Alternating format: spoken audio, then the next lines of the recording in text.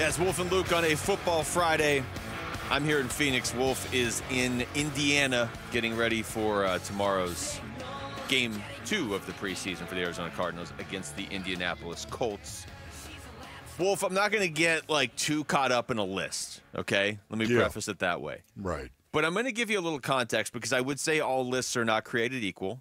Yes. And this one is courtesy of Maurice Jones-Drew for NFL.com. He ranks, at the start of the season, he ranks all the RB1s around the NFL, okay? Okay. So before I read you specific rankings, I want to remind you what Maurice Jones-Drew did last year with this list. He had James Conner last. He had him 32nd of 32 teams, okay? Yeah. And, just took to the end of September, basically. He wrote up a piece saying, look, it was literally called One Running Back I Promise to Stop Underestimating. This was September 27th of last year, okay? And there's a whole story here from Maurice Jones-Drew on James Conner. And, man, how did I overlook this guy? Because Maurice Jones-Drew is pretty good analyst when it comes to running backs. And he was a pretty good running back. Yeah, I agree. So he wrote that, and then at the end of the season, he does his end of the season ranks, and he has James Conner on there at number 7. Okay, so this is the end of last season, and it was the same thing. He's he just directed people back to that piece he wrote at the end of September. And was like, look, I'm not making that mistake again. I'm not going to overlook James Conner anymore. Okay, right. He has him 23rd on his rankings now to start this season. So what did he do? Did he actually overlook it? Is that what you're saying? Is that what you're implying? He overlooked James Conner again? I don't know what happened between February and right now that would make you think James Conner suddenly isn't as good. You know what's amazing about it, Basinonians? I think James Conner is always going to be one of those guys that people are going to overlook for the most part, except players.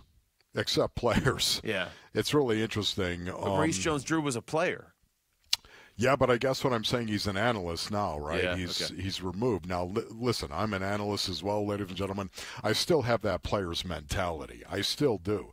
I don't know if Maurice Jones-Drew does still have that player's mentality. I think that he does. I would imagine once you have it, it's very difficult to get rid of course. But I just want to talk a little bit because you can't believe the amount of Colts who come walking up to James Conner after the practice is over to shake his hand. Really? Yes. More than anybody else, you think? Yeah. Yeah. Beyond a shadow of a doubt. The respect that this guy has is truly amazing. How many guys actually come up and just want to shake his hand, say hello to him, make that connection? The dude is a beast. He's a beast to tackle, as we all know. We all know about his angry runs, right? Paul Calvisi loves to talk about his angry runs and the angry run scepter, whatever that is. This was my scepter right here as I'm pointing to my head.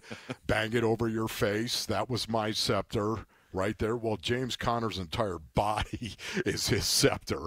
His angry run scepter. He's going to run right over you.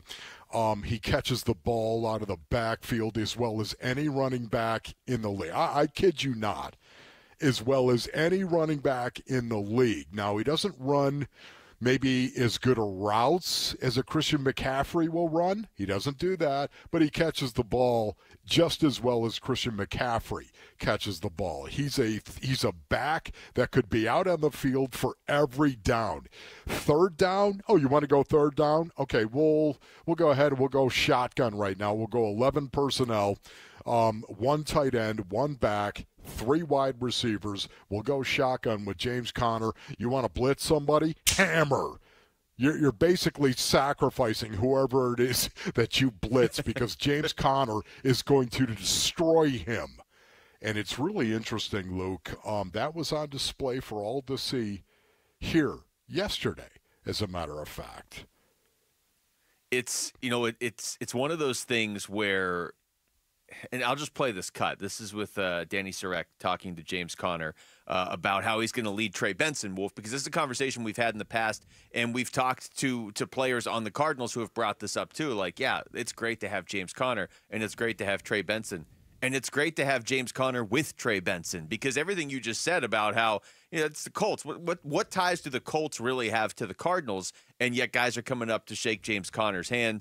Probably because of the way he plays the game, the person he is, and everything he had to go through to get to this point. I mean, everybody, I think, knows James Conner's story, but man, that's the sort of leader you want on your team too. So he was talking to Danny about how he's leading Trey Benson. Just let him know the ins and outs, just what to expect. It's a big jump coming from college to the NFL.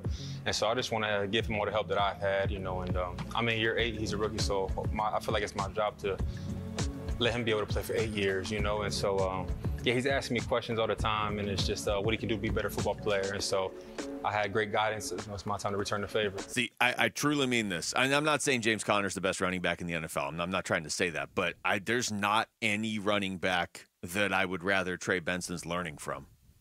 Because James Conner's going to teach you about the position at the NFL level. He's going to teach you about life in the NFL. He's going to lead by example. He's just going to teach you about life in general. I mean, that's not just confined to his interactions with Trey Benson, but if Trey Benson's going to be as good as a lot of people, including LaDainian Tomlinson, seem to believe he's going to be, then you want him growing up with a player like that. Yeah, absolutely.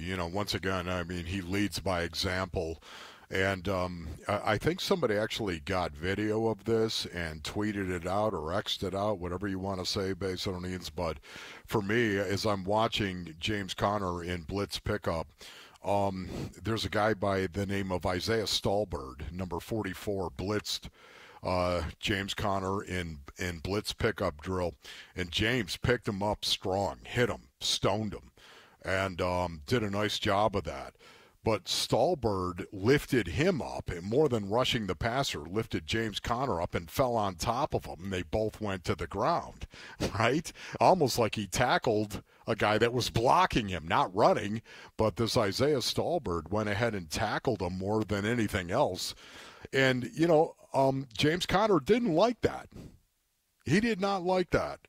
So he finagled his way the next time around to make sure that he was going up against Isaiah Stallbird once again. Now, do you see, instead of fighting, what he did is said, no, let's see, we don't have the same amount of guys here, so I'm going to make sure that I get some, I'm going to get in line where I get you. I'm watching it right now, too. It is pretty great. Okay, good. So you see what I'm talking about, right? Yep.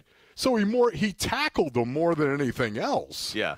And James Conner went down and didn't like it, and found a way to get another shot at him, and then thrashed him on the second one. Yeah, the second one was pretty quick. His revenge was pretty quick. I'm so happy you saw it. That's James Conner. Uh-huh. Think of that for a minute right now.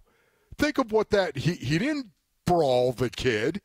I think he said something to him. You could see he walked over and said something to him, but he didn't brawl the kid. Yeah. He just made sure that he found a way to actually be in line to get him the next time around. Smart. It's playing chess.